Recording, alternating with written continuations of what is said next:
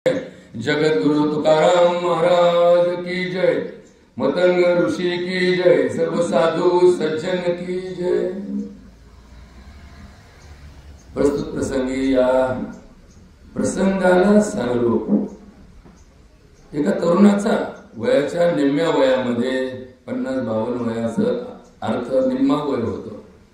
निम्म्या वयामध्ये ज्याला जावं लागलं असे आमचे साळवे सर, शांतारामजी साळवे सर यांच्या निष्क्रियतेने निवडलेला विषय हा आमच्या ऋषी परंपरेमध्ये मृत्यूची जी रचना आहे, मृत्यूचं जे एक निश्चित असं प्रकारचं स्वरूप आहे, याची कार्यकारण मीमांसा मांडताना काही चिंतन आपण समजून घेणं गरजेचं असतं. खूप वेळा आपण संभ्रमामध्ये काहीतरी विचार करून आपला गैरसमज, भ्रम किंवा आभास या बाबतीमध्ये असतो. प्रयत्नवाद जरी श्रेष्ठ असेल तरी त्याला मर्यादा आहे. प्रारब्धवाद जरी सत्य असेल तर त्याच्यावर उपाय आहे. ईश्वराच्या कृपेचा संबंध मृत्यूच्या टाळण्याशी जरी असला तरी तिथपर्यंत जाण्याची पात्रता आपल्यामध्ये असली पाहिजे. या सगळ्या गोष्टी अशा माणसाला कोडं निर्माण करतात. आणि म्हणून आज शाश्वत प्रवचन ज्या तत्वावर आपण ऐकू शकतो, कारण आज इथे आलेली मंडळी ही बहुतांश शिक्षण क्षेत्रामध्ये काम करणारी, बहुतांश समाज कार्यामध्ये काम करणारी, विज्ञानाला अधिष्ठान मानून विज्ञानाधिष्ठित जीवन पद्धती स्वीकारणारी मंडळी आहेत. आणि त्याबरोबर आमची ही ग्रामस्थ मंडळी की जी परंपरेमध्ये विश्वास ठेवून रोज भजन कीर्तन करून आपला आनंद जीवनाचा घेत असतात. त्यांना या ब्रह्मज्ञानाचं, विज्ञानाचं जास्त घेणं नसतं. त्यांचा विषय फक्त विश्वासावर असतो. डॉक्टर साहेब तुम्हाला कळतं, तुमच्याकडे आम्ही आलो. वकील साहेब तुम्हाला कळतं, आम्ही तुमच्याकडे आलो. आणि तुमच्यावर आमच्यावर विश्वास ठेवून जीवन जगणारी मंडळी या उपक्रमात आहे. आजच्या प्रवचनासाठी निवडलेला श्लोक, हे शरीर जे तुम्हाला मिळालं, मला मिळालं, प्रत्येकाला मिळालं, जगतो, जिवंत राहतो, जन्माला येतो, हे जीवन जगतो. हे कशाच्या जीवावर जगतो? या देहाच्या जीवावर जगतो. देह, हा देह जो आहे ना, हा देह जरी आत्मा ईश्वराचा अंश असेल, जरी आत्मा ईश्वराचं आपल्या देहातलं रूप असेल, जरी आत्मा ईश्वराला परत जाऊन मिळणार असेल, तरी जोपर्यंत या देहात आहे तोपर्यंत या देहालाही किंमत आहे, या देहालाही रूप आहे आणि या देहालाही व्यवस्था आहे. आता ही व्यवस्था काय आहे आणि या व्यवस्थेला त्या ईश्वराच्या तत्वाला थांबवण्याची आणि त्याला लवकर देहत्याग करण्याची व्यवस्था सुद्धा आपण जाणून घ्यावी लागते. आता थोडे जड शब्द आले म्हणून प्रवचनाची सुरुवात ज्या श्लोकापासून आपण करत आहोत, तो श्लोक प्रथमतः शब्द, मग शब्दार्थ, मग मतितार्थ, मग अन्वयार्थ, मग भावार्थ, लक्षणार्थ आणि शेवटी समाजाला समजावा असा त्याचा आपल्या जीवनाशी निगडीत असणारा स्वार्थ समजून सांगण्याचा मी प्रयत्न करतो. ऋषी एका श्लोकामध्ये म्हणतात, शरीरे जायते नित्या वांछाम नृणाम चतुर्विधा बुभुक्षाच पिपासा सुषुप्ता सुरत स्पृहा. थोडस बारीक आहे का, म्हणजे आपल्याला जीवनाचा अर्थ कळेल. हे जीवनामध्ये दिलेल्या दिनचर्या, ऋतुचर्या, श्रावण मास, गणपती उत्सव, नवरात्र उत्सव, सण वार, उपवास किंवा यज्ञ किंवा एखादी नवरात्री सारखे उपक्रम किंवा एखादी तीर्थयात्रा, हे सगळं जे जोडलं ना आपल्या देहाने, आपल्या जीवनामध्ये निरोगी जीवन जगण्याचा मार्ग धर्माने दिला. निरोगी जीवन जगणं आपल्या हातात आहे का हे पहिल्यांदा समजून घेतलं पाहिजे. की लोक म्हणतात की काय माझ्या मागे झंझट लागली. शरीरामध्ये एक महत्वाची गोष्ट आहे. शरीरामधल्या काही गोष्टी तुमच्या प्रयत्नावर अवलंबून आहेत. शरीरामधल्या काही गोष्टी तुमच्या हातात नाहीत. शरीरामधल्या काही गोष्टी तुम्ही टाळू शकता. शरीरामधल्या काही गोष्टी तुम्हाला टाळता येत नाहीत. पण दुर्दैवाने याचा अभ्यास आमचा कमी पडतो. ज्या गोष्टी प्रारब्धात आहेत त्या आम्ही प्रयत्नात घेतो. ज्या गोष्टी प्रयत्नात आहेत त्या आम्ही प्रारब्धावर सोडून देतो. आता हेही जरा थोडंसं अवघड झालं ना. म्हणून या श्लोकाचा शब्दार्थ शरीरे जायते नित्याम. हे शरीर सजीवाचं शरीर, ज्याचा जीव आहे तो सजीव. जीव आहे म्हणजे जो जिवंत आहे तो शरीर. ते शरीर ज्याचा जीव राहतो त्याला काय म्हणतात शरीर. हे शरीराला एक चिंतन समजून घ्या. हे शरीर कसं आहे. शीर्यमानम शरीरम. शरीराचं नाव शरीर का ठेवलं. शीर्यमानम जे झिजणार आहे ते शरीर. आता हे शरीर झिजतं बरं का. आता कसं शरीर झिजतं.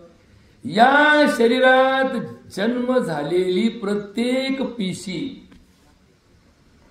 प्रत्येक ऊती आणि प्रत्येक संस्था. बघा बरं का. आता जर थोडासा गावगाड्याचा थोडासा अभ्यास घालतो याच्यामध्ये म्हणजे लवकर पटत ना आपल्याला. कारण गावगाडा आपण रोज खेळवतो. हे शरीराचा अभ्यास आपण काही रोज करीत नाही. ह्या शरीरामध्ये जन्म आणि मृत्यू फक्त आत्मा आणि आत्म्याच्या संबंधित नाही. या शरीरातली प्रत्येक पेशी जन्माला येत असते आणि मरत असते. आता कोणत्या पेशीला किती आयुष्य आहे.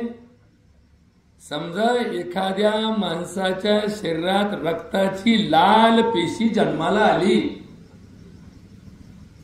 आता तुम्हाला एक गोष्ट समजून सांगतो. पिंडी ते ब्रह्मांडी न्याय आहे ना. पिंडी ते ब्रह्मांडी न्याय आहे. ही पेशी जन्माला आली ना ती छोटी असते बरं का. छोटी पेशी असते. मग ती मोठी होते. मग ती म्हातारी होते आणि मग ती मरून जाते. पण हिची वयोमर्यादा किती आहे. लाल पेशी 100 दिवस जगते. किती दिवस जगते. 100 दिवस जगते. मग तुमच्या शरीरात आज खाल्लेलं अन्न किती दिवस तुमच्या शरीराला कामाला येतं. बरोबर. तुम्ही आज खाल्लेलं अन्न. सकाळी मी नाश्ता केला. नाश्ता केल्यानंतर माझ्या टाकीत पडलेलं पेट्रोल, थोडक्यात ही टाकी आहे ना, या टाकीत पडलेलं पेट्रोल हे कधी उडणार आहे आणि कधी माझी गाडी रिझर्व्हर लागणार आहे याचा अभ्यास थोडा केला पाहिजे ना आपण. नाही तर आपल्याला काय कळायचं. चाललंय बा आपला भरतोय टाकी दिसलाय पंप भरतोय टाकी. आली रॅली एखाद्याची म्हणले रॅलीत फुकट पेट्रोल मिळतो. गेली वतलंय टाकीत. मग ड्रम घेऊन गेला मोकळा. मला थोडं ड्रमात काढतो मग हे टाकीत सुटतो. मग एकच कायदा काढला बा तुम्हाला फक्त टाकीत भेटेल ना. मग आम्ही त्याची शाणे पाईप घालून टाकीतून ड्रमात काढून घेतलं घरी ठेवलं. काहून रॅलीला चाललो. अहो लोक रॅलीला जाताना टाकी देत नाही आम्हाला रॅलीत भेटणार आहे ना आम्ही काढून ठेवलं. मग ही जी व्यवस्था आपल्या डोक्यात असते ना स्वार्थाची तशीच व्यवस्था जीवनामध्ये सुद्धा अन्नाच्या बाबतीमध्ये आहे. थोडस चिंतनाची बाजू समजून घ्या. अन्न हे जरी प्रथमदर्शनी आपल्याला एक पदार्थ म्हणून खाण्याची सवय असेल. कशिरा खाल्ला, उपमा खाल्ला, चपाती खाल्ली, काल पुरणाच्या पोळ्या खाल्ल्या, आमटी खाल्ली, भात खाल्ला, हे आपण जरी अन्न म्हणून त्याची गणना करतो. सगळ्याला आपण अन्न म्हणतो. पण अन्नाचे प्रकार आपल्याला माहित पाहिजेत. अन्नाचे जे प्रकार असतात ते त्याच्या परिणामावर अवलंबून असतात. ते अन्न खाल्ल्यानंतर त्याचा परिणाम काय होतो.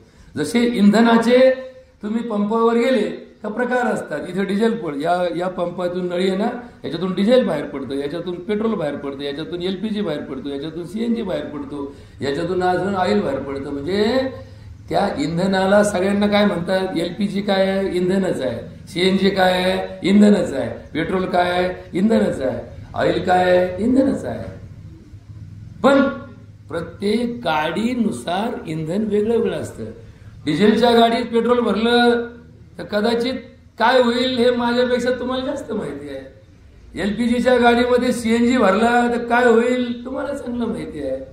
तसं या देहाची ही जी गाडी आहे ना, याच्या इंधनाचे प्रकार सांगितलेले आहेत. थोडासा विषय चिंतनाचा बाजूमध्ये जीवनाचा अर्थ समजावा या दृष्टीने समजून सांगण्याचा प्रयत्न करतो. कारण ज्या सरांना आमच्यातून जावं लागलं, एक उमदं व्यक्तिमत्व, एक हसतमुख व्यक्तिमत्व, एक सगळं समावेशक व्यक्तिमत्व, सगळ्यांना काहीतरी उन्नतीचा मार्ग दाखवणारं. म्हणजे कोणत्याही पोराला जरी विचारलं, भाऊ कुठं ऍडमिशन आहे तुझी, तू म्हणतो मी टाकड घुसरलोय. म्हणलं निफ्तीतून नगर जवळ टाकड घुसरला कुठे गेला, ते म्हणले नाही साळवे सर म्हणले चल तुला आमच्या कॉलेजमध्ये घेऊन जातो. म्हणलं इथून आमच्याकडचे एवढे मुलं टाकड घुसरलं जायला, एवढं ढोकोबावर प्रेम आहे का आमचं. म्हणले नाही, आमचा ढोकोबा आमच्या गावातच आहे, त्याच्या जीवावर आम्ही तिथे ऍडमिशन केलं. म्हणलं वा वा वा, काय म्हणजे किती विश्वास, किती प्रेरणा आणि किती प्रकारची मानवाला उन्नतीची गती देणारा हा प्रवास असू शकतो. एखाद्या खेळामध्ये जर एखाद्या मुलाला कुठे पदक मिळालं असेल, कदाचित त्या खेळाडूचा सत्कार झाला असेल, पण त्या खेळाडूला खेळ शिकवणारा आमचा सर आम्हाला कधी या दृष्टीने विचार करायला आपण कधी भाग पडलो का. म्हणून थोडंसं जीवनाचा अकाली मृत्यू, 50त मरणं म्हणजे अकाली मरणं, 60त मरणं म्हणजे अकाली मरणं. मग कोणत्या मरणाला काळच मृत्यू म्हणायचं. जसं या झाडाचं पिकलेलं पान गळून पडलं की ते पान कोणी म्हणत नाही तर बा हिरवं आहे, ते पिकलं म्हणजे पिकलं पान गळून पडावं. तसा मृत्यू अलगद पडावा. म्हणजे ज्याला कारण लागत नाही, की जे शरीराला कोणत्या आजाराविना मृत्यू येतो त्याला कालज मृत्यू म्हणतात. आजाराचा मृत्यू हा 99व्या वर्षी जरी आला तरी तो अकालज मृत्यू असतो. आता थोडं परत घोटाळा म्हणून बघा, तुम्ही म्हणाल काय राहू तुम्ही आम्हाला तर फार वेळ चित्र सांगितलं. सत्य हे आहे, याच्या युगामध्ये मानवी जन्माला मृत्यू जरी जोडला गेला असेल तर मृत्यूचे प्रकार आम्हाला जाणणं आवश्यक आहे. जसं एखाद्या मोबाईलमध्ये सिम कार्ड असतं आणि त्या सिम कार्डची व्हॅलिडिटी असते की व हे सिम कार्ड 2 महिन्याकरता काम करेल. मग 2 महिने ही त्याची कमाल मर्यादा आहे. काय मर्यादा आहे? कमाल मर्यादा आहे. किमान मर्यादा काय आहे? ते तुम्ही आणलं ते फाडून टाकलं आणि म्हणले नाही काय फरक पडतो. मग तुम्ही म्हणाल मोबाईलमध्ये आवाज काय येत नाही. ते म्हणले अहो ते मोबाईलचं सिम कार्ड खराब झालं, तुटलं फुटलं, भिजलं, मोबाईल भिजला. अहो तुम्ही कालच आणला होता ना. आपण तर भिजला, मोबाईलमध्ये पाणी गेलं, बंद पडला ना. तसा हा देह आहे. या देहामध्ये आत्मा नावाचं सिम कार्ड आहे. पण याचं जे मोबाईलचं युनिट आहे ना, हे हँडसेट आहे ना, हा हँडसेट म्हणजे देह आहे.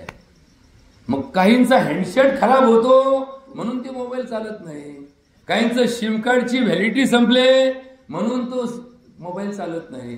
तसं काहींचा आत्मा, आता बघा बरं का, थोडं बारीक आहे का बरं का, आता याच्यावर फार जीवनाची गती तुम्हाला समजून घ्यावा लागेल. याच्यात आता फार स्वचिंतन, आत्मचिंतन आणि ईशचिंतन याच्यापैकी तुम्हाला जे आज शिकवतोय ना मी, आज जे शिकवणारा मी कोण आहे हो. इथं व्यासाची गादी, आमचे 2 तोडके मोडके शब्द याला जोडून आम्ही आपलं प्रवचन करतोय.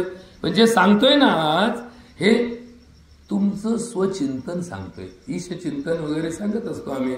ईश्वराचं भजन करा, ईश्वराचं नाव घ्या, नामस्मरण करा, देवाच्या नावाने चालू करा, देवाच्या नावानेच करा. देवच करताय, देवच करविताय, देवामुळेच घडतं. हे चिंतन थोडं आजच्या दिवसाला जरा बाजूला काढतं बरं का. आज काय करू, तुकडोजी महाराज म्हणतात तसं, अपनी आत्म की चिंतन में हरदम जागृत रहना है. सोहम ओहम मंत्र से अंतरदृष्टि को निरखना है. अंतर्ज्ञानी व्हा. अंतर्ज्ञानी व्हा, अंतर्ज्ञानी व्हा. आता अंतर्ज्ञान म्हणजे काय? हे जगाचं ज्ञान आहे ना, हे सगळे जे शास्त्र आमच्या कॉलेजमध्ये शिकवली जातात, जेवढे जेवढे शास्त्र आहेत, आता कदाचित आपल्याला अभ्यास माहीत नसतं बरं का, प्रत्येक गोष्टीला शास्त्रच म्हटलं जातं. समाजाचा अभ्यास समाजशास्त्रात शिकवला जातो, नागरिकांचा अभ्यास नागरिक शास्त्रात शिकवला जातो, राज्याचा अभ्यास राज्यशास्त्रात शिकवला जातो. पण हे काय झालं? शास्त्रच झालं, शास्त्र झालं. भाषा हे सुद्धा काय आहे? एक शास्त्र आहे. बरोबर का? भाषा हे सुद्धा एक शास्त्र आहे. ते जर आम्हाला शास्त्र नाही कळलं ना तर भाषा कळत नाही. त्याला कोणतं शास्त्र म्हणतात? व्याकरण शास्त्र म्हणतात. प्रत्येक भाषा व्याकरणावर समजते. व्याकरण समजलं नाही तर भाषेचा अर्थ समजणार नाही, आम्हाला कळणारच नाही काही. बघा, सोपं उदाहरण सांगतो अरुणराव. आपल्याकडे दवाखाना असतो, दवाखान्याला आपण म्हणतो दवाखान्याचं उद्घाटन आहे. आता या दवाखान्याला जपानी भाषेमध्ये, जसं जी भाषा कशी असते माहिती का, सुझुकी, होंडा, हे असे जे आडनाव आहेत ना आपल्याकडे, तसे हे सगळे जपानी आडनाव आहेत बरं का. हे आडनाव आहेत. सुझुकी हे काय आपल्याकडचं कोणाचं नातेवाईकाचं नाही, तिथल्या जपानी भाषेत ते आडनाव आहे सुझुकी हे. तसं हे दवाखान्याला जपानी भाषेमध्ये काय म्हणतात? टोचुकासुई, टोचुकासुई. आता हे टोचुकासुई शब्दार्थ काय आहे? आपल्याकडे म्हणजे दवाखाना असेल तो, पण तिकडच्या भाषेमध्ये टोचुकासुई हे त्यांच्या भाषेत या शब्दाचा पर्यायी शब्द आहे. बघा बरं का, थोडं हे विश्लेषण का सांगतो, कारण हे थोडं आम्हाला समजलं पाहिजे. जसं चिकनगुन्या, आता चिकनचा आणि गुन्ह्याचा काही संबंध आहे, पण लोक म्हणतात आईला मी तर बाळ करीन, मला कसं काय चिकनगुन्या झाला. आता हे चिकनगुन्या शब्द चिकन शब्दापासून जरी असला, हा चिकन मराठी चिकन नाही, हा चिकन आफ्रिकन शब्द आहे. चिकन म्हणजे वाकडा होणे. आफ्रिके भाषेमध्ये चिकन म्हणजे वाकडा होणे. चिकन गुन्ह्या म्हणजे वाकडा होणे. चिकन म्हणजे शरीर. हे शरीर वाकडं ज्याचं होतं त्याला चिकन गुन्ह्या म्हणतात. पण आपल्याकडचे लोक म्हणजे चिकन गुन्ह्या, मी तर कधी चिकन बघितलं पण नाही. म्हणजे कसा अन्वयार्थ बदलतो याचं थोडं उदाहरण तुम्हाला दिलं. आता विषय चालला होता की आत्मज्ञान. आपण मरण टाळू शकतो का? तर तुम्हाला मी या व्यासपीठावरून 1000% खात्री देऊन सांगतो, मरण टाळता येतं. तुम्ही म्हणा मरण टाळता येतं, पण ती एकाएकी नाही बरं का. म्हणजे समोर तुमची गाडी चालली आहे आणि समोरून एक ट्रक येतोय आणि तो ट्रक उलट्या दिशेने चाललाय, तुम्ही सुलट्या दिशेने चाललाय. तुम्हाला लक्षात आलंय त्या ट्रकचा वेग 100चा आहे, तुमचा वेग 50चा आहे, आणि तुम्हाला माहिती दोघांच्या मध्ये 1 किलोमीटरचं अंतर आहे. आणि मग तुमच्या डोक्यात विचार आला कायदा मोडावा तर दंड पडेल, आणि कायदा नाही मोडावा तर समोरचा ट्रक अंगावर येतोय. मग हे धर्म संकट तुम्ही कसं सोडता? तुम्हाला माहिती आहे की 3 मिनिटात खेळ होणार आहे. तो येणारा ट्रक 3 मिनिटात आदळणार आहे, कारण तो काही दिशा बदलायला तयार नाही. मग तिथं तुम्ही काय करता? तुम्ही त्या 3 मिनिटात फक्त विचारच करत बसले तर तुमचा विचार करता करता जीव जाणार आहे. आणि तुमचा जर 3 मिनिटात समय सूचकतेने तुम्ही जर वेळेच्या प्रमाणात तुमची मार्ग बदलण्याची प्रक्रिया ठेवली, किंवा ती गाडी सोडून उतरून पळून गेले, तर तुम्हाला जीव वाचवता येईल. त्या गाडीचा भुगा होणं हा अपघातातला अंतिम सत्य असेल, पण गाडीचं तुमचा भुगा होणं हे कोणाच्या हातात होतं? तुमच्या हातात होतं. किती वेळ होतं? 3 मिनिटं होतं. मग त्या 3 मिनिटाचे स्वामी कोण होते? तुम्हीच होते. तूच आहे तुझ्या जीवनाचा शिल्पकार. हे आयुष्यभर टिकणारी गोष्ट नाही, ही क्षणाक्षणाला बदलणारी गोष्ट आहे. प्रत्येक ठिकाणी जीवनाचा प्रत्येक क्षण हा स्वावलंबी नसतो. कसा नसतो? समजा मी बोलतोय, मी कोण आहे? स्वावलंबी आहे. तुम्ही ऐकताय, तुम्ही परावलंबी आहात. कसं काय? तुम्ही काय ऐकाल? जे मी बोलल तेच ऐकाल ना, पण मी काय बोलावं हे सांगणारे तुम्ही आहात का? नाही. हे कोण सांगतं? स्व. मी माझ्या अंतःकरणातून निघालेला विचार माझ्या मुखातून बाहेर पडत आहे, म्हणजे मी कोण झालो? स्वावलंबी झालो. तुमच्या कानावर तेच शब्द पडतायत की जे मी सांगितले. मग तुम्ही कोण झाले? परावलंबी झाले. बघा बरं का, स्वावलंबी आणि परावलंबी. मग स्वावलंबी काय आहे? स्वावलंबी कर्मेंद्रिय आहेत. का नाही? कर्मेंद्रिय आहे. आणि परावलंबी कोण आहे? परावलंबी ज्ञानेंद्रिय आहे. इथं समजा दुर्गंधी सुटली, तुमच्यापैकी कुणी असा एखादा महानुभाव आहे का की सगळ्यांना दुर्गंधी वाटली पण एक म्हणला नाही रो काय सुगंध आलाय? नाही, दुर्गंधी ही परावलंबीच आहे, सुगंध हा परावलंबीच आहे. इथे अत्तराचा फवारा सोडला आणि त्याचा सुगंध सुटला तर तो सुगंध तुमच्यामुळे आहे का? नाही, त्या अत्तरामुळे आहे. ते अत्तर कुणामुळे आहे?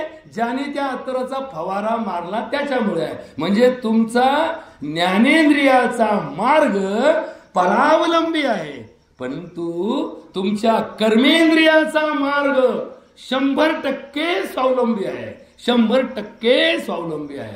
आता इथं सगळा घोटाळा आहे, इथंच घोटाळा आहे आणि इथूनच घोटाळा सुरू होतो आणि इथंच या घोटाळे प्रश्नाला सुरुवात होते. शरीरे जायते नित्या वांछाम नृणाम चतुर्विधा बुभुक्षाच पिपासा सुसुप्ता सुरत स्पृहा. जसं एखाद्या गावामध्ये एखादा राज्यकर्ता आला, राज्यकर्ता आल्यानंतर त्याचं राज्य आहे म्हणून तो राजा आहे, त्याच्याकडे प्रजा जाते. मग प्रजा काय करते? प्रजा आपापली मागणी मांडते. मग आम्हाला आमच्या वाटाने निप्ती रोड पासून इकडे येऊ केडगाव रोडला जाणारी माणसं म्हणते ना हो साहेब त्या आमच्या रस्त्याची लय अवस्था खराब आहे. मग ग्रामपंचायत शेजारी राहणारा म्हणून आमच्याकडे रस्ता आहे पण अतिक्रमण आहे राव साहेब तेवढं लक्ष घाला. तेवढ्यात एक जण म्हणा होते आमच्या तळ्याची भीत गळती राहू तिकडे लक्ष घाला. म्हणजे एक जण म्हणून थांबा हो तुमचं काय चाललंय इथं आमचं बघा किती घोटाळा आहे म्हणून. मग त्या साहेबांना 7-8 जण गाराने सांगतात. मग तो साहेब 3 गोष्टीवरती ती गाराने मिटवतो. एक, त्या 7 जणांपैकी आपल्या जवळचा कोण आहे त्याचं काय म्हणून पहिलं मिटवायचं, हा एक मार्ग झाला. दुसरा, त्या 7 गाऱ्हाण्यापैकी अत्यावश्यक गाऱ्हाणं कोणतं आहे त्याचा पहिला मिटवायचा.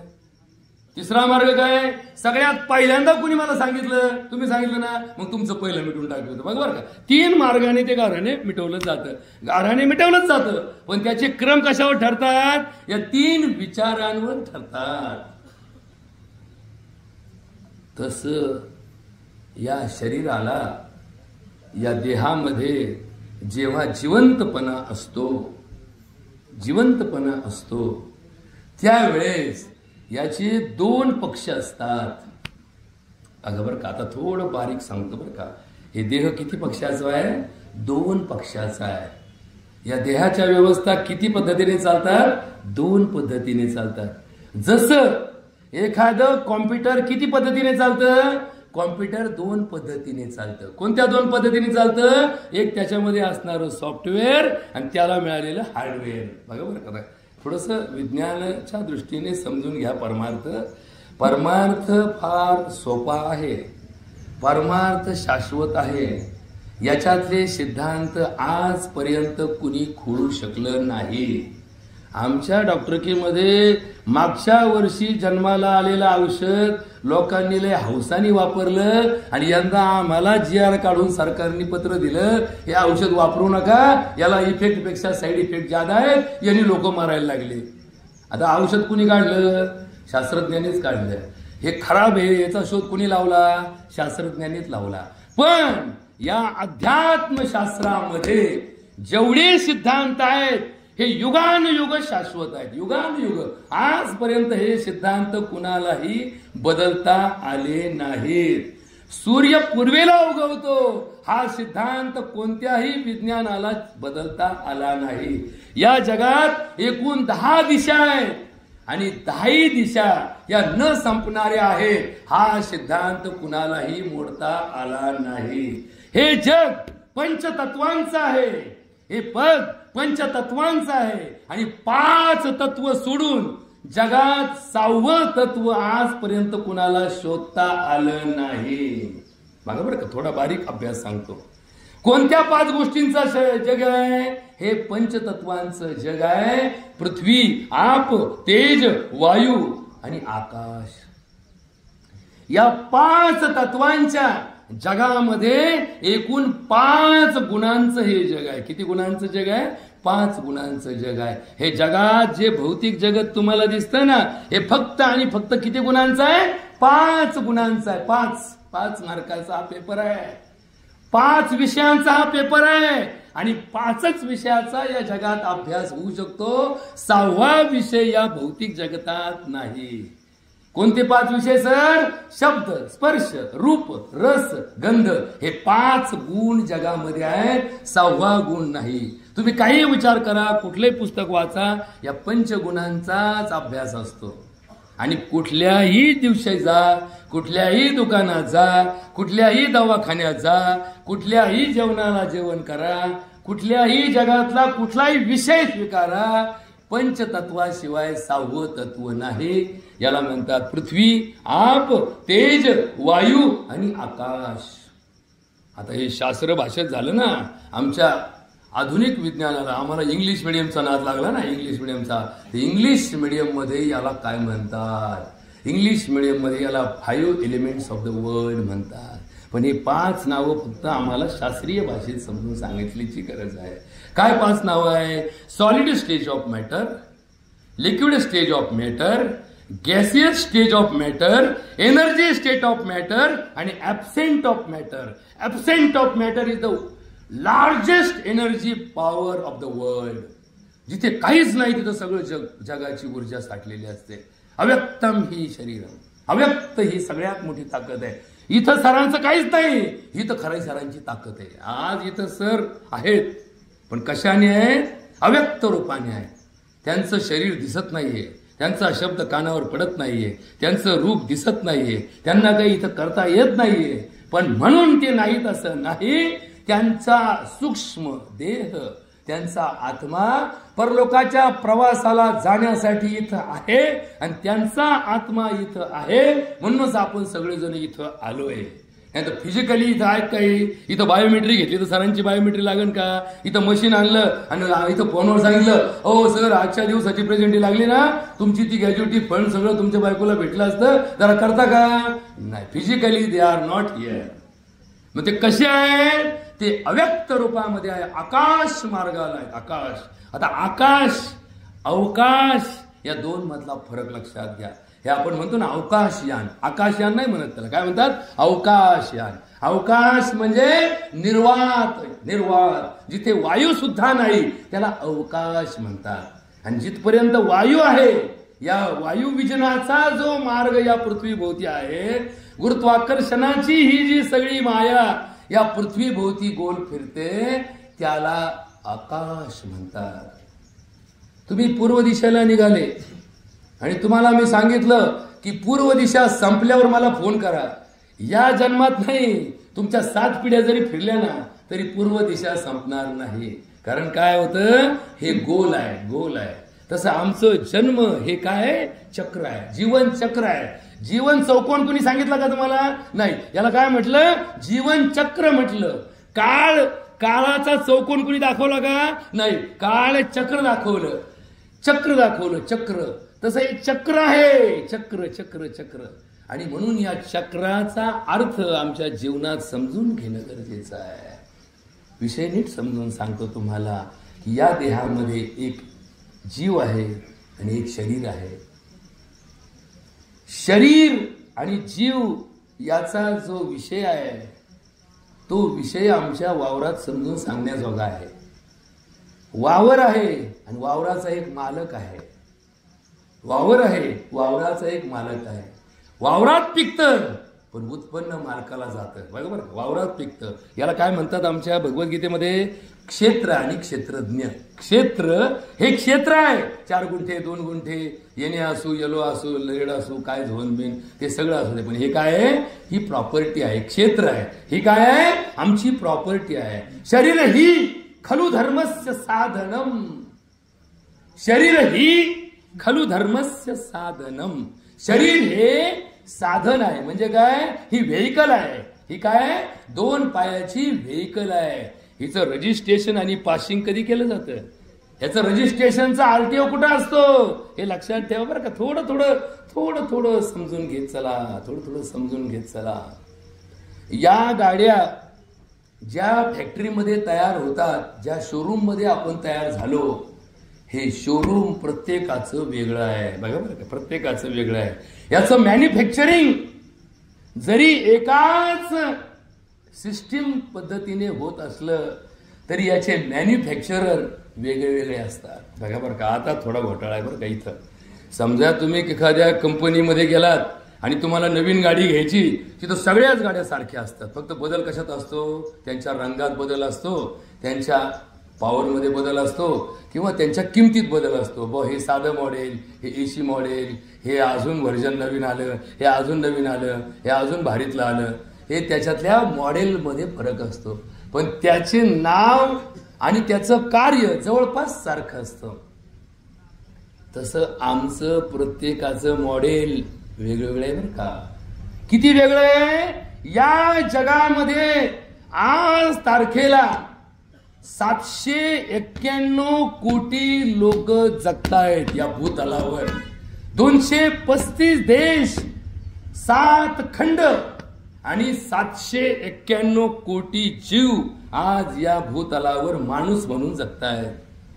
पण या 791 कोटीचं वैशिष्ट्य आहे, एकाचा थंब दुसऱ्याला जुळत नाही. पार जुळे भाऊ असू द्यात, पार सख्खे भाऊ असू द्यात, पार सख्खे मित्र असू द्यात, एकाच दवाखान्यामध्ये जन्म होऊ द्या, एकाच आईच्या पोटी जन्म होऊ द्या, एकाच बापाचे लेकर असू द्या, पण या 791 कोटीमध्ये आजपर्यंत एकाचा अंगठा दुसऱ्याच्या ठशाला मॅच झाला नाही. म्हणून तर अंगठा दाखवायसाठी आता बायोमेट्री आली. ही बायोमेट्री ज्यांनी शोधून काढली, त्या बायोमेट्रीचा अर्थ एवढाच आहे की या जगातलं माणसाचं प्रत्येक मॉडेल सूक्ष्म, जसं बघ बारकोड असतो, ते चित्र लावलेलं असतं ना.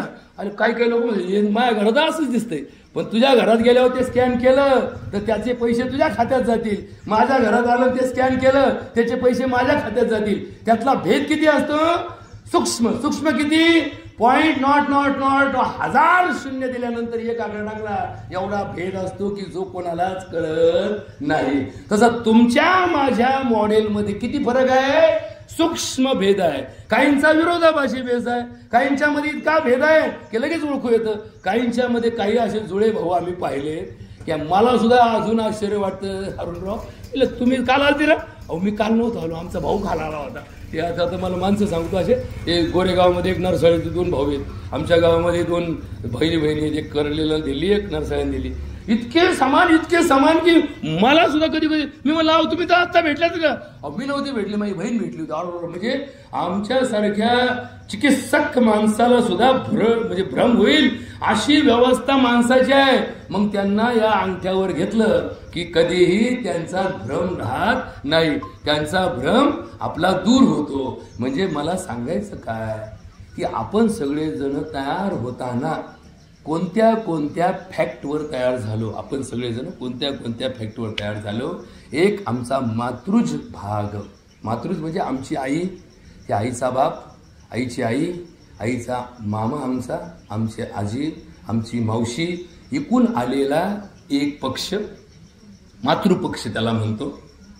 बाप, आमच्या बापाचा बाप, आमची आत्या, आमची मावळण, आमचा आजा, आमची आजी, हा आलेला पितृपक्ष. पितृपक्ष, मातृपक्ष, या दोघांवरच आम्ही अवलंबून आहे का? नाही नाही नाही.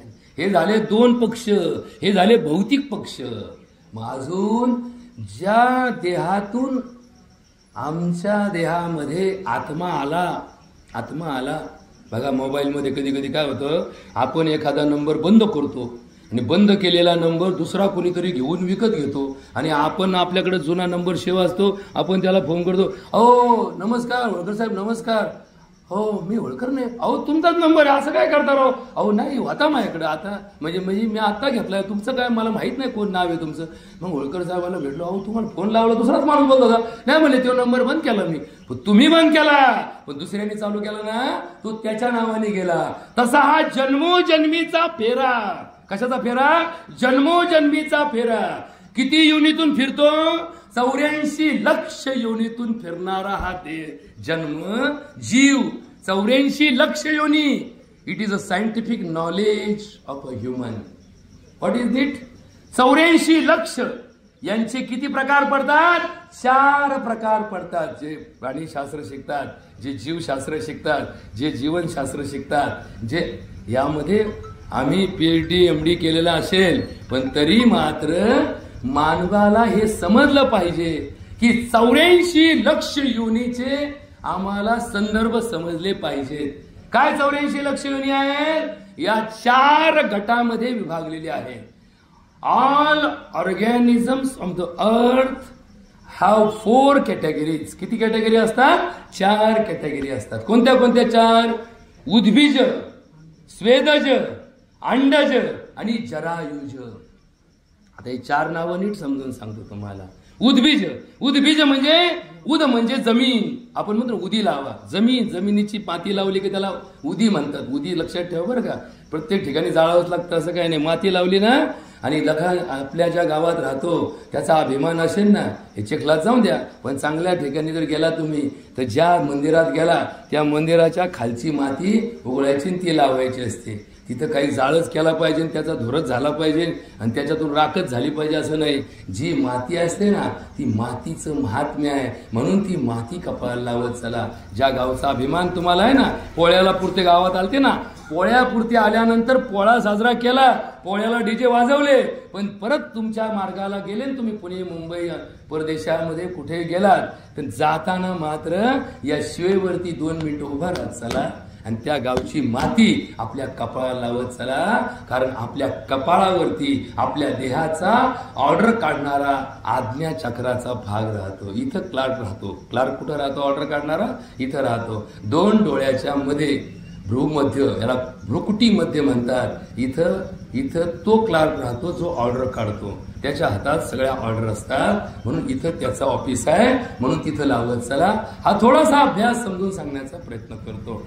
84 लक्ष योनीपैकी जमिनीतून जन्माला येणारे त्याला उद्भिज म्हणतात. उद्भिज. आता या उद्भिजामध्ये सुद्धा अनेक प्रकार आहेत. त्याचा अभ्यास आता आपल्याला करण्याची गरज नाहीये. काही झाडं बी लावलं तरी येतात, काही झाडं फुलं लावली तरी येतात, काही झाडं पान लावलं तर येतात, काही झाडं फांदी लावली तर येतात, आणि काही झाडं त्याची मुळी लावल्याशिवाय येत नाही. बघा बरं, काय जगाचं अद्भुत चित्र असेल बघा. बटाटा, तुम्हाला बटाटाच लावावा लागतो तेव्हा बटाटा फुटतो. कांद्याला तुम्हाला बीज लावावं लागतं तेव्हा कांदा फुटतो. कांदा उपटून दुसरीकडे लावला तर कांद्याला कांदाच फुटेल, डबल कांदा होणार नाही. बटाट्याचे 4 तुकडे केले आणि 4 तुकडे 4 ठिकाणी लावले तर त्याला 400 बटाटे येतील. काय ताकद आहे बटाट्याची, काय ताकद असते. पण माणसाचं नाही तसं. माणूस काढा तोडा, त्याचं टंगडं तोडलं आणि म्हणून टांगड्याला टंगडं फुटलं का? नाही. याचं टंगडं काढल्याशिवाय दुसऱ्याला टंगडं जोडता येणार नाही, आणि जरी जोडलं याचं टंगडं गायब होईल आणि त्याच्या शरीरात होईल. समजा माझी किडनी काढून, माझी नका म्हणू, तुमची किडनी काढून मला दिली, तुमची किडनी काढून मला दिली, तर तुमची कमी झाल्याशिवाय माझ्या देहात किडनी वाढणार नाही, संख्या तेवढीच राहणार आहे. पण काय अद्भुत आहे, म्हणून त्याला काय म्हणतात? उद्भूत म्हणतात. जमिनीतून निर्माण होणारं उद्भिज आहे. याचे किती योनीचे प्रकार आहेत?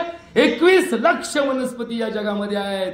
या 21 लक्ष वनस्पतीचा आकडा कुणीच बदलू शकणार नाही. 21 लक्ष जन्माला येणारे उद्भिज आहेत. 21 लक्ष अंडज आहेत. अंड्यातून जन्माला येणारं कोंबडं, अंड्यातून जन्माला येणारा साप, अंड्यातून जन्माला येणारं एखादा शामरूप, अंड्यातून जन्माला येणारं बगत, असे अंड्यातून जन्म घेणारे सूक्ष्म जीवापासून तर महाकाय जीव 21 लक्ष आहेत. आणि घामापासून, घाणीत जन्माला येणारे डास कधी स्वच्छ पाण्यात होत नाही. बघा थोडं गणित ऐका. डेंग्यूची साथ चालू आहे. डेंग्यूची साथ एवढ्या आठवड्यामध्ये कदाचित वाढण्याची शक्यता आहे. वाढेलच असं नाही बरं का. थोडासा विषय गंभीर आहे म्हणून जरा सांगतो, कारण शेवटी आपण सगळे जगण्यासाठी जन्म घेतलाय, आपण मरण्यासाठी जन्म घेतला नाही. आपल्याला मरायचं नाही, तोपर्यंत मरायचं नाही जोपर्यंत ईश्वर आम्हाला लेटर देऊन बोलवत नाही, तोपर्यंत आम्हाला मरायचं नाही. आता आम्हीच राजीनामा द्यायचो, म्हणायचो मी मेलो. अहो कुणी मारलं? अहो मीच मारून नाही. जो राजीनामा देतो त्याची सर्व्हिस कधी संपते? त्याची स्व घोषणा असते की मी राजीनामा देत आहे. मग तसे आम्ही राजीनामे देऊन मरू नका. आम्हाला ज्या दिवशी आमचं जसं रिटायरमेंट 58 दिवस वर्ष पूर्ण झाले, 1 दिवस सुद्धा जादा पगार कुणी देत नाही, तसं आमच्या या शरीरामध्ये या आत्म्याला रिटायरमेंट होईपर्यंत तुम्ही रिटायर करू नका, इथं व्हेअरच घेत जाऊ नका. दुर्दैवाने आमचा जन्म हा झाल्यानंतर आमच्यातले निम्मे लोक राजीनामा देऊन मारतात, निम्मे लोक व्हेअरच घेऊन मारतात आणि फार थोडे बोटावर मोजणे इतके पूर्ण आयुष्य जगतात. जर माणूस प्रयत्नाने जगू शकला नसता तर ऋषी मुनींनी शतायुष्यी भव, दीर्घायुष्यी भव असे आशीर्वाद दिलेच नसते. कारण जे शब्द खोटे आहेत ते ऋषीच्या तोंडात शोभत नाही. ज्याला वाक सिद्धी प्राप्त झाली, ज्याला रिद्धी सिद्धी प्राप्त झाली, ज्याला वाचा सिद्धी प्राप्त झाली, त्याला असे शब्द वापरताना जपून मापून शब्द वापरायची सवय असते. तरी तो म्हणतो दीर्घायुष्यी भव. एखादी सवासणी आल्यानंतर म्हणतो अखंड सौभाग्यवती भव. अखंड सौभाग्यवती भव म्हणजे नवऱ्याच्या आधी तुला मरण आहे. बरोबर का? अखंड सौभाग्यवती भव म्हणजे आधी तू मरणार आहे आणि मग तुझा नवरा मरणार आहे. हे वाक्य कधी बोलतो तो? कारण आपल्या धर्मामध्ये बघा बर का, थोडासा विचित्र प्रकार सांगतो. लग्न करताना बायको आणि नवऱ्याच्या वयामध्ये अंतर किती असतं? किमान काही दिवसाचं असतं. म्हणजे नवऱ्यापेक्षा नवरी लहान असते का मोठी? लहान असते. आणि तरी धर्म काय म्हणतो? नवऱ्या आधी मरावा का बायको आधी मरावी? बघा बरं का, आता थोडा आता हे तुम्ही जरी लिंगभेद मानत नसले, जरी सर्व समान असले, तरी बघा लग्न करताना कुणी आपली बायको आपल्यापेक्षा मोठी केली का? नाही. तुम्ही आम्ही सगळ्यांनी बायको कशी केली? आपल्या वयाची किंवा आपल्यापेक्षा छोटी किंवा आपल्यापेक्षा लहान केली. मग धर्म काय सांगतो? लग्न करताना बायको ही लहान असावी. म्हणून तर मुलीचं लग्नाचं वय 18 सांगितलं आणि या म्हसोबाचं वय 21 सांगितलं. का सांगितलं? दोघांमध्ये 3 वर्षाचा फरक का ठेवला? कायदा समान पाहिजे की नाही? समान नागरी कायदा. 21च्या आत जर घड्याचं होत नसेल तर 21च्या आत बाईचं का करावं? याचा अर्थ कुठेतरी भय आहे, कुठेतरी गडबड आहे ना. ही गडबड नंतर शोधू, पण सगळ्यात आधी सांगतो धर्माचं तत्व सांगतो. असा धर्म म्हणतो की लग्न करताना बाई जी लग्न करून आपल्या नवऱ्याच्या घरी जाते तिचं वय हे नवऱ्यापेक्षा कमी असतं आणि तरी धर्म सांगतो बाईने आधी मारावा, बाईने आधी मारावा. आता असं का बरं घडतं? असं का बरं सांगितलं धर्माने? धर्म येडा आहे का? धर्म बावळट आहे का? धर्म मूर्ख आहे का? नाही नाही नाही. धर्मशास्त्र हे व्यवहार शास्त्र आहे. कसं शास्त्र आहे? व्यवहार. व्यवहार न कळतो ज्याला परमार्थ कशाचा त्याला. परमार्थ परमार्थ परमार्थ हा जगाचं कल्याण करणारा शास्त्राचा भाग आहे. जगाचं कल्याण करणारा. जगाचं कल्याण कशात आहे हे ज्याला कळलं त्याला धर्मशास्त्र म्हणतात. बाकी काही नाही. धर्मशास्त्र हे प्रत्येक शास्त्रापासून वेगळं आहे असं नाही. तुमचं शास्त्र हे धर्मशास्त्रच आहे, फक्त ते स्वतःच्या ऐवजी जगाच्या कल्याणाचा भाग नाही व्हावा. तुमचं स्वतःचं कल्याण करण्यासाठी तुम्हाला तुमच्या भरपूर योजना आखता येतात, पण जगाचं कल्याण करण्यासाठी तुम्हाला फक्त अध्यात्म आणि परमार्थाचीच योजना आखावी लागते. जगाच्या कल्याणा संताच्या विभूती. बघा विभूती, विभूती म्हणजे काय? राख. कोणाची राख झाली? संतांची राख झाली. कशासाठी झाली? जगाच्या कल्याणासाठी झाली. आता तुमचं जीवन जर स्वतःच्या कल्याणासाठीच आयुष्यभर चाललं तर तुमची राख काय होईल? ती संताची नाही, ती तुमची राख होईल. म्हणून तुमचे पोरं तुमची राख उचलतील आणि नदीत नेऊन टाकतील. पण संतांच्या बाबतीमध्ये मात्र समाज त्यांच्या जवळ असतो आणि समाज हेच त्यांचं तत्व असतं. जाऊ द्या, एवढ्या मोठ्या खोल गावानेपेक्षा थोडं मला सांगा का, कारण दहाव्यामध्ये जी मंडळी आलेली आहेत ती लांबून आणि या पहिल्यांदाच या गावामध्ये काही कारणानिमित्त आलेली आहेत. त्यांच्या श्रद्धांजलीचं महत्त्व त्याच्यापेक्षाही महत्त्वाचं आहे. आमचं काय चालूच राहील. आमचं ब्रेक के बाद पुढच्या एपिसोडमध्ये परत पुढं भेटलो तर उरलेला भाग सांगा. नाहीतरी एका तासात पहिले तरी मास्तर लोक जेव्हा शिकवायचे ना सर लोक, तेव्हा जर एखादा विषय त्यांना आवडला, मुलांना आवडला, तो तासोनतास शिकवत राहायचे. आता 35 मिनिटात तासाला 5 मिनिटं यायला 5 मिनिटं जायला 25 मिनिटात त्या विषयाची प्रस्तावना सुद्धा होत नाही. चाललंय आपलं गाढव पाळ्यावर आपले गाढव. आम्ही सगळे प्राध्यापक मंडळी कोण झालोय सध्या बघा बरं का. मी सुद्धा एका महाविद्यालयामध्ये प्राध्यापक आहे, एका विभागाचा प्रमुख आहे, एका मेडिकल कॉलेजमध्ये पॅथॉलॉजी डिपार्टमेंटचा HOD आहे मी. तरी तुम्हाला सांगतो आम्ही गाढवा पलीकडे काही नाही.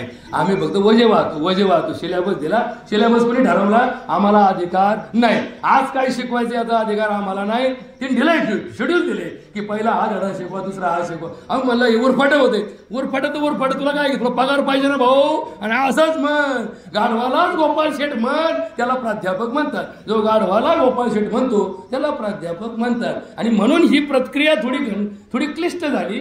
पण पूर्वीच्या काळी जेव्हा एक शिक्षक आम्हाला शिकवायचे ना, त्यावेळेस जर तो विषय मुलांना आवडला आणि मुलं जर तल्लीन झाले तर दुसरे शिक्षक आपोआप तासावरून जायचे. नाही तुमचं चालू द्या, आता चांगलं चाललंय. आता काय झाले, आता सूर गवसलाय. इथं आमचा सूर गावसायच्या आतच पीटी लावायच्या आतच तास संपवतो. म्हणजे पीटी लावा. मग आमचे अहो इकडे जाऊन द्या, ते तर लय सोपं आहे. आमच्या इकडं कीर्तनशास्त्रामध्ये कीर्तनशास्त्र सांगता आम्हाला की जो अभंग 4 चरणाचा तुम्ही घेतला ते कीर्तन 4ही चरण सोडून संपवायचं असतं. आमचे कीर्तनकार अभंग गायला 10 मिनिटं खातात, त्याची चाल लावायला 10 मिनिटं खातात, अभंग सुरू करतात. अभंगाचं पहिलं चरण. आणि म्हणलं पहिलं चरण आता किती वाजले, 9 वाजले. म्हणले आता वेळ संपली, पहिलं चरण आता पुढं नंतर बघू. म्हणलं तुम्ही सोडलं कुठे, कोडं सोडल्याशिवाय समजा एखादं पेपर आहे, त्या पेपरमध्ये कोडं आलं, त्या कोड्यामध्ये 99 शब्द तुम्ही भरले आणि 1 शब्द राहिला आणि बक्षिसाला पाठवून दिलं, तुम्हाला बक्षीस भेटेल का? भेटणार नाही. तसं कीर्तनकार तुमच्या गावात आणले, किती रुपयावाले आणा, कोणत्याही बाबतीत आणा, त्याच्यामध्ये माझं काही म्हणणं नाही भाऊ, तुम्हाला जे आवडते ते आणा. पण जे कीर्तनकार आणाल त्यांना त्याच वेळेस त्यांची बिदागरी, पैसे, डोनेशन काय द्यायचं तुम्हाला ते द्या. ज्या वेळेस ते त्या कीर्तनातले 4ही चरण सोडून तो प्रश्न पूर्ण करतील त्याच वेळेस ते पात्र असतील त्यांच्या फी घ्यायला, बिदागरी घ्यायला, त्यांचे हप्ते घ्यायला. काय तुम्हाला म्हणायचं त्याला शब्द वापरा, याच्या पलीकडे माझ्याकडे काही उत्तर नाही. पण ते होत नसेल तरी कीर्तन चांगलं झालं असा म्हणणारा समाज ज्ञानी म्हणावा का अज्ञानी म्हणावा, अरुणराव याच्यावर थोडासा बारीक अभ्यास आम्हाला फलके पाटील करण्याची गरज आहे. पण दुर्दैवाने चाललंय आपलं, चाललंय कोणाचं लक्ष नाही, कोणालाच काय कळना कशासाठी चाललंय हे माहित नाही, कोणी केले चालू माहित नाही, कोणी संपवायला पाहिजे हे माहित नाही. धीधृती स्मृती विभ्रष्ट कर्मयत करुते अशुभम प्रज्ञापराधम तद उच्यते सर्व एवं प्रकोपनम. सगळा खेळ झालाय, सगळा खेळ खंडोबा झालाय. आता खंडोबाचा खेळाचा काय संबंध बघा का, आपण म्हणतो खंडोबा झाला. आता खंडोबाचा खेळाचा काय संबंध आहे याच्यावर नंतर बोलू ना आपण. आपण इथं काय करतो, आपण इथं गंध लावितो. काय करतो, गंध लावितो. इथं काय करतो, चंदन उगाळितो आणि इथं लावितो. आणि एखाद्याने गावामध्ये तुम्हाला जर 2-5 रुपयाला फसवलं, आपण म्हणतो त्यांनी मला काय लावलं, चंदन लावलं. इथं बसतो डॉक्टर, तुम्ही टोपी घालून काय बसत नाही. आणि गावात गेलो, एखाद्याने जर 2-5 रुपयाला झटका दिला, आपण म्हणतो त्यांनी मला काय घातली, टोपी घातली म्हणतो. इथं एखादा आजारी पडला, देवलाशाकडे जातो आणि नीट होण्यासाठी गंडा घालतो. तसा गावात एखाद्याने आपल्याला जर काही एखाद्या ₹1-2 रुपयाला झटका दिला, आपण म्हणतो त्यांनी मला काय घातला, गंडा घातला. म्हणजे आम्ही जर गंडे घालणारे असू तर आम्ही कोण आहोत हे लक्षात घेतलं पाहिजे. आम्ही चंदन लावणारे असू तर आम्ही कोण आहे, आम्ही त्याला समजून घेतलं पाहिजे. आणि म्हणून सांगतो, उद्भिज स्वेदज घाणीत निर्माण होणारे या जगात 21 लाख आहेत. कमी नाही आहेत महाराज, कमी नाही आहेत, 21 लाख आहेत. म्हणून तर ग्राम स्वच्छता अभियान निघालं. का, घाण कमी झाली की डास कमी होतात. हे जगाचा नियम आहे. तुम्ही म्हणाल नाही राव नशिबानी, नशीब हे अंतिम सत्य आहे. नशीब हे पहिलं नाही. ग्रेस हा अंतिम पास होण्याचा मार्ग आहे, तो पहिला मार्ग नाहीये. जयकर हा अंतिम पास होण्याचा मार्ग आहे, पहिला नाही. लक्षात ठेवा. लोक म्हणतात काय फरक पडतो, किती मार्क पडेल तुला, 30. आणि मग काय काळजी करू नको, ते तुला 10 मार्काचा ग्रेस भेटणार. मग ग्रेसवरच पास परीक्षा, ग्रेसवरच परीक्षा देत चला आणि ग्रेसवरच डिग्र्या घेत चला, असं नाही. तो अंतिम मार्ग आहे. आणि अंतिम मार्ग हा कधी पहिला नसतो. पहिला मार्ग आहे की जो धोपट मार्ग आहे, धोपट मार्ग आहे. आणि म्हणून उद्भिज, अंडज, स्वेदज. आणि जसा आम्ही आमच्या आईच्या पोटी जन्म घेताना, आमच्या आईच्या पोटी जन्म घेताना आपण एका वारेने चिटकलो. वार वार वार याला जरा म्हणतात. जरा वार तिला काय म्हणतात? जरायुज. आपण कोण आहोत? एका वारेने आईला चिटकलो. जशी कालवड जन्माला आल्यानंतर ती गाईला एका वारेने चिटकते, जसं एखादा जनावर जन्माला येताना वारेने चिटकतं. वार जरायुज. जरा म्हणजे म्हातारा, जरा म्हणजे म्हातारा, आणि जरायुज म्हणजे जो आईच्या पोटी जन्म घेऊन आला तो, त्याला म्हणतात जन्म. म्हणजे तो काय होणार आहे? एक दिवस म्हातारा होणार आहे. बरोबर का? म्हातारा होणार आहे. या तत्वाचा अर्थ थोडा समजून घ्या. उत्पत्ती, विकास आणि नाश हा सजीवाचा गुणधर्म सांगितलेला आहे. तोच आमच्या अध्यात्मशास्त्रामध्ये सांगितलेला आहे. 3 अवस्था सांगितलेल्या आहे: बाल्यावस्था, तारुण्यावस्था, वृद्धापावस्था. आणि म्हणून सांगतात उपजले ते नासे, नासले ते पुन्हा रूपी दिसे, हे घटिका यंत्र जैसे परिभ्रमे का. आता परत सर एकदा एका शास्त्रज्ञानी मला विचारलं, आमच्याकडं खेचर आहे म्हणले, गाढव आणि घोडं याच्यापासून तयार झालेलं खेचर आहे, ते तुमच्या 21 लक्षात कुठं बसतं म्हणले. यार बरोबर का? लय आमचे विज्ञानिष्ठ भारी असतात. अरे म्हणलं फार सोपं आहे. ही योनी जी असते ना, ही योनी ही पितृज घटकामध्ये समजली जाते. पितृज घटकामध्ये समजली जाते. त्या गाढव आणि घोड्यामध्ये जो संकर झाला तो गाढविणीचा घोड्याशी झाला का घोडीचा गाढवाशी झाला, त्याच्यानुसार त्याचं जन्म अवलंबून आहे. समजा एखाद्याच्या घोड्याचा गाढविणीशी संकर करून जर ते जन्माला आलं तर ते घोड्याच्या योनीमध्ये जातं, आणि जर एखाद्या घोडीचा गाढवाशी संकर करून केलेलं खेचर हे गाढवाच्या वंशात जातं. थोडं थोडं लक्षात घ्या. तुमची जात, पात, धर्म, पंथ हेच सांगतं की नवरा ज्या जातीचा आहे बायको त्या जातीची असते. बघा बरं का, नीट लक्षात घ्या. नवरा ज्या आडनावाचा आहे बायको त्या आडनावाची समजली जाते. आणि याच्यावरच सगळा शास्त्राचा अभ्यास थोडा समजून घ्या. आता मी काय सांगत होतो तुम्हाला, धर्माने सांगितलं बाईचं वय कमी असताना नवऱ्याशी लग्न होतं, आणि धर्म सांगतो बाईंनी मरावा तर सवाशनं मरावा, म्हणजे बाईंनी नवऱ्याच्या आधी मरावा. ह्याच्यात व्यवहार काय सांगतो की स्त्री हे धन आहे. स्त्री हे धन आहे. आता याच्यातही थोडंसं बारीक विचार लक्षात घ्या बरं का. आता स्त्री ही कोणाचं धन आहे? हिंदीमध्ये म्हणतो स्त्री पराया धन आहे. म्हणजे स्त्री ही धन आहे, पुरुष हे धन नाही. पुरुष हे धन नाही. लक्षात घ्या. पुन्हा अजून लक्षात घ्या. पुरुष हे धन नाही. दुर्दैवाने आज परंपरा खंडित झाली. परंपरेमध्ये कुणाला काही समजत नाही, म्हणून आपण आज वेगवेगळ्या विषयाला धरून एक मार्ग बदलत चाललो. प्रत्येक परंपरा खंडित होत चालली. कालबाह्य झालेला धर्म आज पुन्हा काळाच्या कसोटीवरती तपासून पाहण्याची गरज आहे. विज्ञानात लागलेले शोध धर्माच्या कसोटीवर न तपासल्यामुळं हा सगळा संभ्रम निर्माण झाला. माणूस एवढा सुधारलेल्या जगामध्ये राहत असताना सुद्धा एवढं पार, म्हणजे पहिली IT क्षेत्राला लोक मानायचे, आता IT पेक्षाही आर्टिफिशियल इंटेलेक्च्युअल मध्ये आता माणसं पुढे गेली. या सगळ्या धर्माच्या माध्यमातून आपण हे विज्ञानाच्या कसोटीवर न तपासल्यामुळं आपल्याला आज संकटाचा सामना करावा लागतो. एवढा धन दौलतीचा मार्ग आपल्याजवळ असताना सुद्धा, एवढं शाश्वत जग आपल्याजवळ असताना सुद्धा, एवढी संपत्ती आपल्याजवळ असताना सुद्धा आपल्याला लवकर का मरावं लागतं? याचं कारण एकच आहे, आम्ही सगळं करतो पण एक गोष्ट आपल्याकडून होत नाही, ती म्हणजे धर्माचे पालन करणे, पाखंड खंडन हेच आम्हा करणे काम. बीज वाढावया नाम तीक्ष्ण उत्तरे हाती घेऊन बाण फिरे, नाही भिड भार तुका म्हणे साना थोर.